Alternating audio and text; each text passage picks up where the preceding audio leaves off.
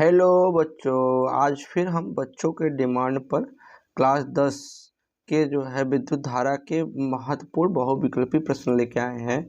जो ये बहुविकल्पी जो है, ये जो हमारे बहुविकल्पी प्रश्न है, ये टोटल हमारे पास जो बहुविकल्पी प्रश्न है वो कितनी है। यहाँ जो हमारे पास टोटल बहुविकल्पी प्रश्न है वो 30 बहुविकल्पी है। कितने हैं? 30 बहुविकल्पी है। तो जान लो कि 30 बहुविकल्पी तुम्हारे एग्जाम में किसी न किसी सेट में जरूर आया होगा, जो 7-8 साल से लगातार ये क्वेश्चन जो रिपीट होते रहे हैं तुम्हारे। तो ये वीडियो आप देख लिए अंत तक तो आपका 400 प्लस नंबर स्कोर हो जाएगा। 450 तो नंबर आप ला सकते हैं क्लास 10th में। और क्लास 10th के सभी सब्जेक्ट का वीडियो आपको हम इस डिस्क्रिप्शन में दे देंगे, जहाँ से जाकर आप अपने चैनल विजन क्लासेस VI में जाकर वहाँ से देख सकते हैं। यहाँ पे या इस वीडियो के डिस्क्रिप्शन में हम लिंक दे देंगे, वहाँ देख लेना। और ये आप सबका चैनल ही है, आप सबकी पूरी सपोर्ट की ज़रूरत है। हमारे बच्चे जितना ही सपोर्ट करोगे, हम उतना ही मेहनत से तुमको वीडियो देते रहेंगे। और इस वीडियो को लाइक शेयर सब्सक्राइब करना। हम बढ़ते हैं अपने प्रश्न की तरफ। हमारा प्रश्न नंबर पहला क्या कह रहा है? प्रश्न नंबर जो हमारा पहला कह रहा है, यहाँ से हमारा प्रश्न नंबर पहला कह रहा है, दो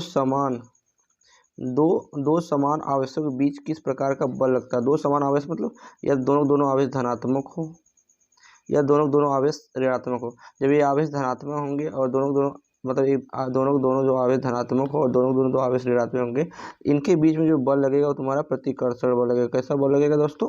प्रतिकर्षण बल लगेगा। बच्चे हम बढ़ते हैं प्रश्न नंबर 2 की तरफ। प्रश्न नंबर 2 हमारा क्या कर रहा है? प्रश्न नंबर 2 जो हमारे यहाँ कर रहा है वह कर रहा है, अगला प्रश्न हमारा प्रश्न नंबर 2 क्या कर रहा है कि विजातीय आवेश के बीच विजातीय आवेश के बीच किस प्रकार का बल लगता है। किस प्रकार का बल लगता है? विजातीय आवेश मतलब दोनों एक दूसरे के विपरीत आवेश, मतलब एक आवेश प्लस हो तो अगला आवेश क्या हो? माइनस हो, या यह माइनस हो तो यह क्या हो? प्लस हो। इनके बीच में जो बल लगता है वो प्रतिकर्षण बल लगता है। कौन सा बल लगता है दोस्तों? प्रतिकर्षण बल लगता है। देखो, ये जो हमारा बहुविकल्पी जो प्रश्न करा रहे हैं, यहाँ से हम ये जो बहुविकल्पी प्रश्न करा रहे हैं तुम्हारा विद्युत धारा से, जान लेना कि ये तुम्हारे बोर्ड 2024 में कितने में? 2024 में 100% जो है तुम्हारा लड़ेगा ही लड़ेगा बोर्ड एग्जाम में। इस बात को नोटिस कर लेना। हम बढ़ते हैं अपने प्रश्न नंबर 3 की तरफ। प्रश्न नंबर 3 हमारा क्या कर रहा है? प्रश्न नंबर 3 क्या रहा है? क्या प्रोटॉन आवेश जो है आवेश प्रक्रम में भाग लेता है? क्या प्रोटॉन आवेश प्रक्रम में भाग लेता है? तो प्रोटॉन आवेश के प्रक्रम में भाग नहीं लेता है। तो मतलब तीसरे A answer is the right. हम चौथे प्रश्न चलते हैं। चौथा प्रश्न क्या है? सॉरी, यहाँ प्रश्न चौथे की गलती से 5 लिखा गया है, तो कोई दिक्कत नहीं है। प्रश्न पढ़ते हैं क्या कर रहा है? रासायनिक ऊर्जा का कुछ भाग जो है खर्च होता है, जो है यांत्रिक ऊर्जा में, नाभिकीय ऊर्जा में, गतिज ऊर्जा में या सौर ऊर्जा में। किस में खर्च होता है? सभी बच्चे जो है इस प्रश्न का आंसर जो है कमेंट में जरूर बताना। यहाँ से किस में खर्च होता है? सभी बच्चे कमेंट में आंसर जरूर बताना। यहाँ जो हमारा खत्म होता है वो खत्म होता है तुम्हारा जो किस में? यहाँ जो हमारा खत्म होगा वो होगा हमारा जो है नष्ट होते हैं वो होता है यांत्रिक ऊर्जा में। हम बढ़ते हैं प्रश्न नंबर 6 की तरफ। प्रश्न नंबर 6 हमारा क्या कर रहा है? प्रश्न नंबर 6 कह रहा है कि विभवांतर किसमें गति प्रदान करने का काम करता है? प्रोटॉन में, इलेक्ट्रॉन में, न्यूट्रॉन में या विद्युत धारा में? किसमें करता है? सभी कमेंट में जरूर बताना। यहाँ सभी बच्चे कमेंट में जरूर आना।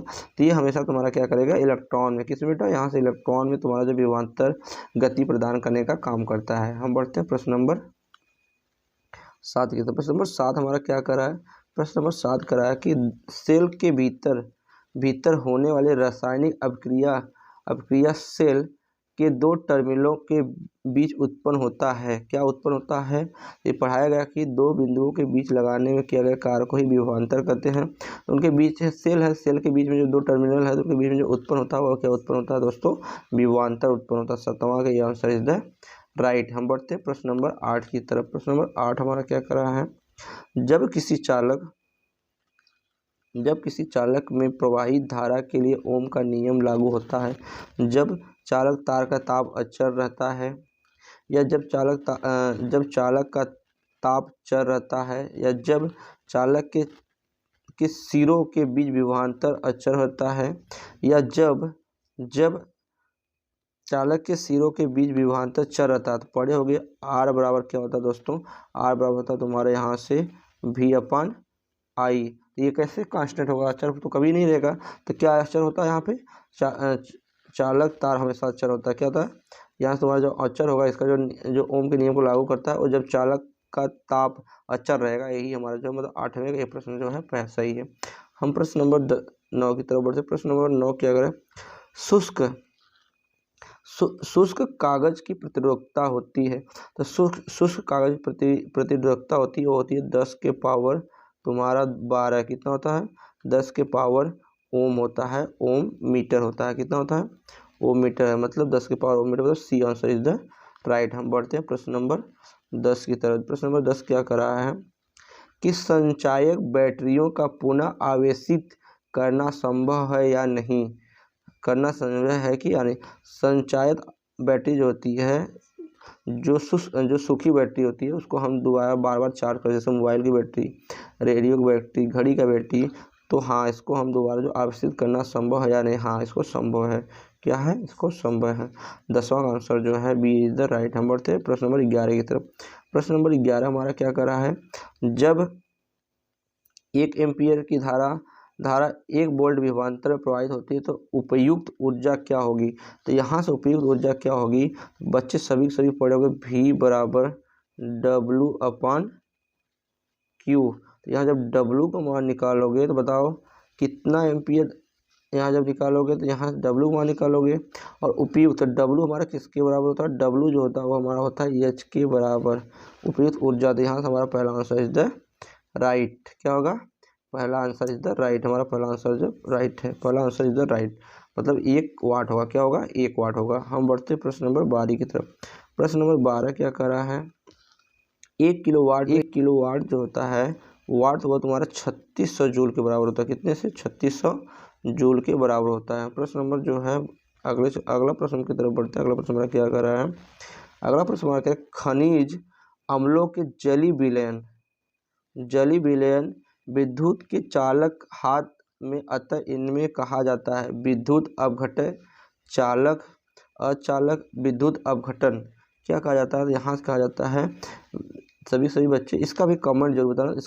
इसका जो है 13वां का जो आंसर है वो तुम्हारा ए है, विद्युत अपघट्ट होता है। क्या होता है, विद्युत अपघट्ट होता है। हम प्रश्न नंबर 14 की तरफ बढ़ते हैं। प्रश्न नंबर 14 हमारा क्या कर रहा है, लेड सल्फ्यूरिक अम्ल सेल का उपयोग करता है, ऑटोमोबाइल में भी करता है, ये तो सही है। औद्योगिक कार्यों में करता है, ये भी सही है, मतलब ये भी सही है, मतलब इसका C answer is the right होगा। C answer is the right होगा। हम बढ़ते हैं प्रश्न नंबर 15 की तरफ। प्रश्न नंबर 15 हमारा क्या कर रहा है, जो वस्तु रगड़ने पर इलेक्ट्रॉन ग्रहण करता है वह होता है धन आवेशित कि ऋण आवेशित, कि किसी पर कोई आवेश नहीं होता, इनमें से कोई प्रभाव नहीं होता। तो क्या होता है, ये हमारा ऋण आवेश होता है। 15वां का जो है बी आंसर राइट। जब वस्तु को रगड़ने पर उस पर इलेक्ट्रॉन ग्रहण करता है, ग्रहण करेगा तो ऋण आवेश है, और इलेक्ट्रॉन त्यागेगा तो धन आवेश होगा। हम बढ़ते हैं प्रश्न नंबर 16 की तरफ। प्रश्न नंबर 16 हमारा क्या कर रहा है, प्रश्न नंबर 16 हमारा कर रहा है कि जो पदार्थ घर्षण द्वारा आसानी से आवेशित हो जाते हैं वे कहलाते हैं विद्युत चालक, विद्युत रोधी, ए बी या इनमें से कोई। विद्युत चालक या विद्युत रोधी या ए बी दोनों कहलाते हैं। तो यहाँ से जो हमारा आंसर होगा वह क्या कहलाएगा, विद्युत रोधी कहलाएगा। क्या कहेगा, विद्युत रोधी कहलाएगा। हम बढ़ते हैं अगले प्रश्न की। अगला प्रश्न हमारा क्या कर रहा है, प्रश्न नंबर 17। प्रश्न नंबर 17 जो हमारा कर रहा है, किसी स्रोत के सतह धारा उत्पन्न करने की सरल युक्ति है वोल्टीय सेल की, सूखा सेल की, संचायक सेल की, इनमें से कोई नहीं। तो कौन सा है दोस्तों, तो यहाँ सभी इस प्रश्न का भी जो है आंसर कमेंट में देना। ये क्या होता है, वोल्टी सेल होता है। वोल्टी सेल द्वारा उसके हम जो है सरल युक्ति से धारा उत्पन्न कर सकते हैं। हम चलते हैं प्रश्न नंबर आगे। प्रश्न नंबर 18वां क्या कर रहा है, ओम के नियम में अचर राशि होती है प्रतिरोध, ताप, धारा, इनमें से कोई नहीं। तो बताओ ओम के नियम आर बराबर पढ़े होगे, आर बराबर होता है तुम्हारे यहाँ दोस्तों V अपॉन आई। बताओ ये कभी भी तुम्हारा अचर होगा, या V भी अचर नहीं होगा, धारा भी अचर नहीं होगा, मतलब तो ओनली क्या है, ताप। मतलब ओम का जो है ताप पे निर्भर नहीं करता है, ओम का नियम जो ताप पे निर्भर नहीं करता है। हम बढ़ते हैं प्रश्न नंबर 19 की तरफ। प्रश्न नंबर 19 क्या करा है, ओम, प्रश्न नंबर 19 जो करा, ओम के नियम में विद्युत धारा और विभवांतर के बीच खींचा गया ग्राफ खींचा गया आलेख होता है सरल रेखा, वक्र रेखा, दोनों या इनमें से कोई नहीं। सभी कमेंट जरूर बताना, क्योंकि ये पढ़ाया होगा जब ओम का नियम पढ़े होगे तो उसके बीच में जो ग्राफ बनती है ऐसे बनती है और ऐसे खींचा जाता है, एक सरल रेखा में खींचा जाता है जो तुम्हारे ये आई को प्रेजेंट करता है और ये जो भी को प्रेजेंट करता है। तो कैसा है? सरल रेखा है। कैसा बेटा? सरल रेखा है। हम बढ़ते हैं प्रश्न नंबर 20 की तरफ। प्रश्न नंबर 20 क्या करा है कि स्मॉल आर ओम प्रतिरोधक वाले यन प्रतिरोधों के समांतर क्रम में जोड़ने पर उसका तुल्य प्रतिरोध क्या होगा? तो तुल्य प्रतिरोध क्या होगा सभी याद रखना। इसका फार्मूला जो होता है मतलब जो है तुल्य प्रतिरोध मतलब समांतर क्रम में समांतर का फार्मूला पता है बेटा। समांतर का फार्मूला होता है 1/r equal to 1/r1 plus 1/r2 plus 1/r3 ऐसे आते रहेंगे तो जहाँ से इसका आंसर हो जाएगा वो तुम्हारा आएगा R बराबर तुल्य प्रतिरोध होगा N बट्टे स्मॉल r। मतलब यहाँ से आंसर नंबर कौन सा राइट होगा? सभी जगह इसका answer B is the right. हम बढ़ते हैं अगले प्रश्न की तरफ। अगला प्रश्न हमारा क्या कर रहा है? हम प्रश्न नंबर 21 की तरफ बढ़ते हैं। हमारे घरों में जो विद्युत आपूर्ति की जाती है वो मतलब कितने वोल्ट की धारा होती है? तो 220 वोल्ट पर दृष्ट धारा होती है, या 12 वोल्ट पर दृष्ट धारा होती है, या 220 वोल्ट पर प्रत्यावर्ती धारा होती है, या 12 वोल्ट पर प्रत्यावर्ती धारा होती है। दृष्ट धारा मतलब क्या होता है समझते हो? डायरेक्ट डीसी बोलते हैं। क्या होता है? डीसी। और प्रत्यावर्ती धारा मतलब अल्टरनेटिव करंट जिसको बोलते हैं एसी। तो हमारे घर में जो धारा प्रवाहित होती है 220 वोल्ट का जो है एसी धारा प्रवाहित होती है जिसे बोलते हैं 220 वोल्ट पर प्रत्यावर्ती धारा होती है।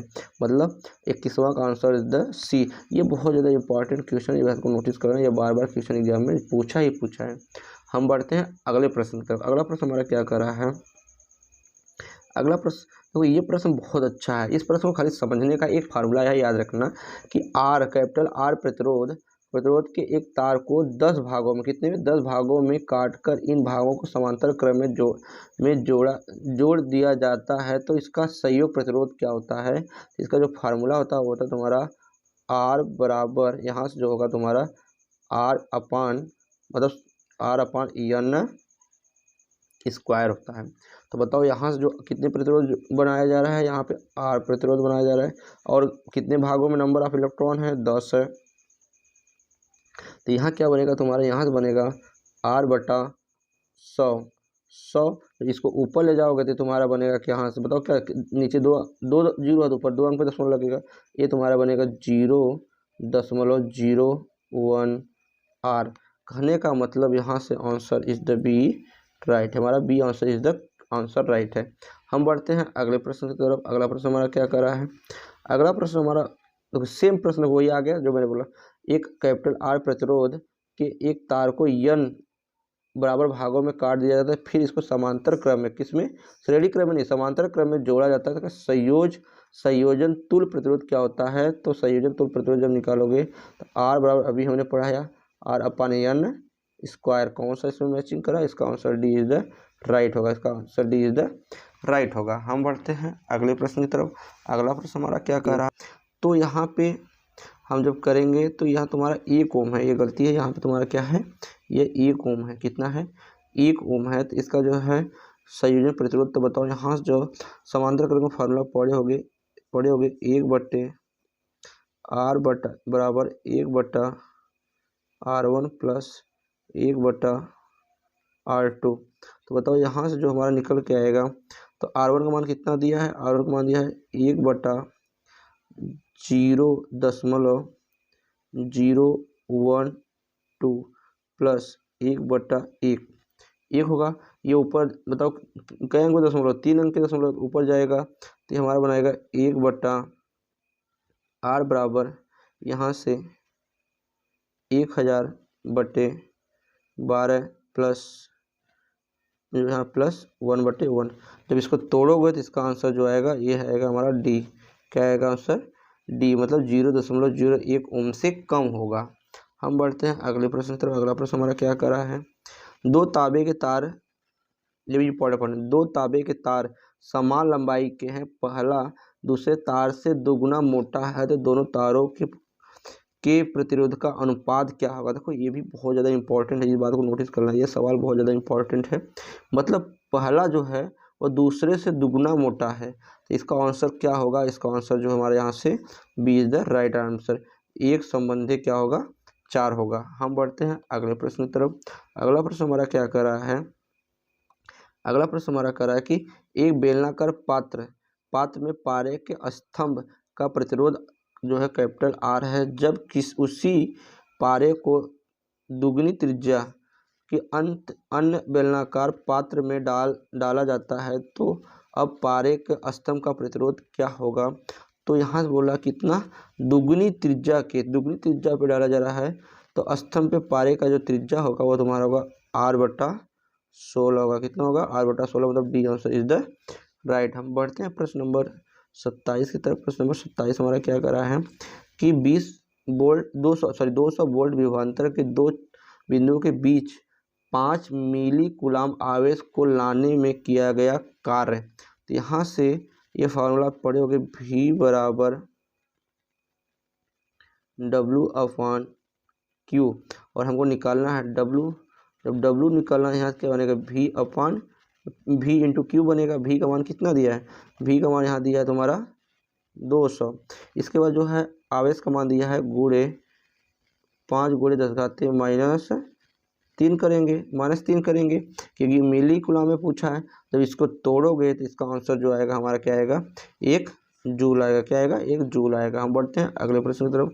अगला प्रश्न हमारा क्या कर रहा है, यदि एक तार में 2 मिनट में 48 कूलाम आवेश प्रवाहित हो तो तार में विद्युत धारा का मान क्या होगा। तो ये फार्मूला पढ़े होगा सभी बच्चे। I बराबर जो होता है तुम्हारा क्या होता है, I बराबर Q/T होता है। बताओ कितना कूलाम दिया है, 48 कूलाम दिया है, और 48 कूलाम दिया, टाइम कितना दिया है, T मतलब सेकेंड में 2 गुणे 60 ही तो करोगे, 2 गुणे 60, तो 12 36 12 चौक 48, 12 पंजे 60। ये जो हमारा कट के आएगा 4/5 चौक 20, ये काटोगे 4 5 20, ये आएगा 1/4। जब भाग दोगे इसका तो इसका आंसर आएगा 0.4 एम्पियर आएगा। आई का मात्रक क्या होता है, एम्पियर होता है। इसको जब काटोगे दोस्तों यहाँ से 1/5 में 1 में 5 का भाग दोगे तो क्या आएगा, 0.4 एम्पियर आएगा।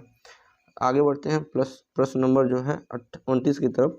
प्रश्न नंबर 29 हमारा क्या कर रहा है कि किसी विद्युत बल्ब के तंतु में 0.2 एम्पियर की विद्युत धारा, मतलब आई का मान दे रखा है बेटा। यहाँ से आई का मान जो दिया है वो दिया है 0.2 एम्पियर धारा में 5 मिनट, मतलब जो टी का मान दिया है तो उसको सेकंड में बदलोगे तो क्या लिखोगे, 5 गुणे 60, तो 5 6 30, 300 सेकंड हो गया, 300 सेकंड आ गया। प्रवाहित होते थे तो तंतु में प्रवाहित विद्युत आवेश का मान क्या होगा। सेम चीज वही लगाओगे, I बराबर Q/T वाला फार्मूला, और यहाँ आवेश का मान पूछा है तो Q बराबर हो जाएगा I इंटू T। आई का मान कितना दिया है, यहाँ से आई का मान दिया 0.2 गुणे 300, 2 गुणे 300 दिया है। यहाँ से 300 करोगे जब, तो बताओ यहाँ से काटोगे तो 3 दूनी 6, हमारा आंसर क्या आएगा, 60 कूलाम आएगा। कितना आएगा यहाँ से, यहाँ जो हमारा आंसर आएगा वो आएगा 60 है कूलाम। कितना आएगा दोस्तों, यहाँ से 60 कूलाम आएगा। हम बढ़ते हैं लास्ट प्रश्न की तरफ। लास्ट प्रश्न हमारा क्या कर रहा है, लास्ट प्रश्न जो हमारा कर रहा है यहाँ से, किसी प्रतिरोध के सिरों के बीच कितना वोल्ट है, 12 वोल्ट की बैटरी को संयोजित करने पर परिपथ में 0.4 एम्पीयर की विद्युत धारा प्रवाहित होती है। प्रतिरोधक का प्रतिरोध ज्ञात कीजिए। तो यहाँ फार्मूला पढ़ोगे R बराबर V/I, कितना वोल्ट, 12 वोल्ट, और धारा कितने बढ़ी, 0.4 बढ़ी, एक अंक दशमलव ऊपर 1 0 बढ़ाएंगे तो ये तुम्हारा बन जाएगा 120/4। तो 4 1 4 4 3 12, यहाँ जब काटोगे तो R का मान कितना आएगा दोस्तों, यहाँ से R का जो मान आएगा वो तुम्हारा आएगा 30 ओम। तो यहाँ 30 answer, D answer is the right. दोस्तों ये वीडियो अच्छा लगे तो वीडियो को लाइक शेयर सब्सक्राइब करना, जिससे हमारी नई वीडियो का नोटिफिकेशन आप तक पहुँचता रहे।